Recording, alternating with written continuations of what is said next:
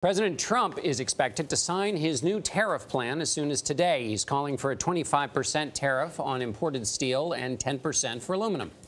More than 100 congressional Republicans oppose the plan. Nebraska Senator Ben Sasse is one of those against the plan, calling the tariffs a massive tax increase on American families. And he says you'd expect a policy this bad from a leftist administration. He joins us now from Capitol Hill for an interview you'll only see on CBS This Morning. Senator, good morning.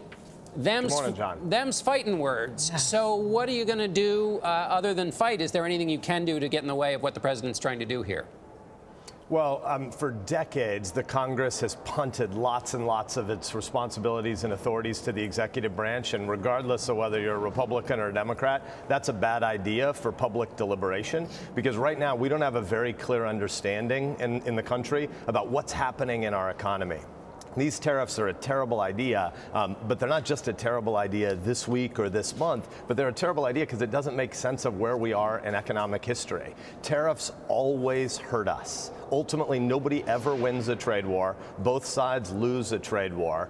Trade is indisputably good for America. It's good for consumers on both sides of every trading relationship. And all of our trade deals have been on net good for America in terms of job creation. And a lot of the public doesn't understand that. And so we need to do a lot better job of explaining what actually happens when there's more trade. We need more trade. America wins when there is. Okay, then how do you explain a trade deficit of nearly $1 billion, $800 million? President Trump tweeting yesterday that the U.S. has lost 55,000 factories, 6 million manufacturing jobs, and has this huge trade deficit. Isn't it time for there to be something done about this?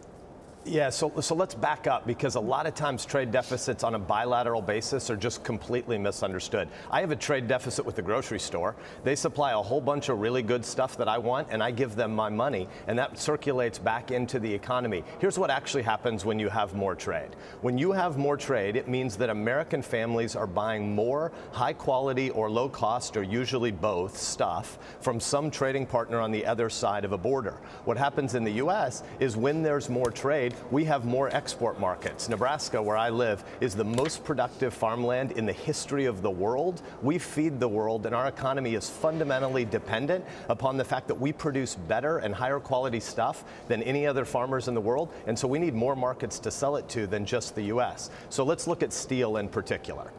When you raise tariffs on steel, 320 million American consumers lose, because everybody who went to the store last night and buying something for their kids or for their household that they need, there were metal products in it. And when you have tariffs, you raise prices on steel, and all 320 million American consumers lose. But at the level of production, even before you get to retaliation, and let's be clear, if the president goes through with this, it will kill American jobs. There will be retaliation, and specific American families and producers and workers are going to lose. But even before you get to retaliation, if you just look at steel, this plan will kill steel jobs in America. Why? How could that be? It sounds like you'd be doing this because you're trying to help steel workers. There are 140,000 production steel mill workers in America. There are more than 5 million factory workers in America that work at factories that use steel as a primary input. When you raise the price of steel, those factory workers are going to lose jobs. There are going to be some of those 140,000 steel production workers that will benefit. There'll be lots more of the 5 million steel workers that use them as inputs that are going to suffer. We need to start telling the American people the truth about what's happening in big factory jobs. And the analog is agriculture. In 1900, more than 40% of Americans worked on farms. 100 years later, less than 2%, and yet we produce more stuff. That's what's happening in industrial factory jobs right now. We have rapidly declining numbers of people working in industrial jobs, but we have more total output. We need to start telling the truth about technology. It's very clear to all of us listening how much you love your state and how much you're against this proposal. But back to John's original question, what can you do? What are you going to do about it? Yeah, I mean, I'm going to talk to you, and I'm going to talk to the American people, because the president has the power to do this under current law. It's stupid policy, but he has the authority.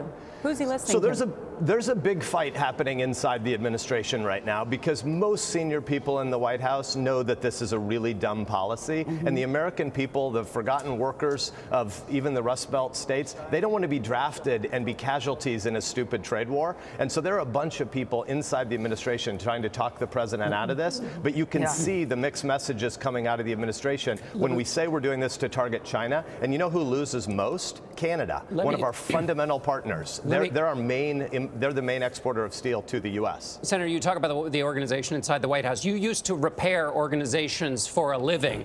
Assess the organization inside the White House right now.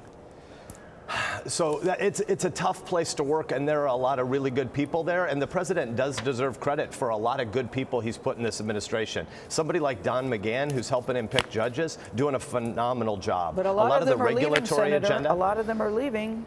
It's a chaotic place, Gayle. I'm not going to argue with you about that.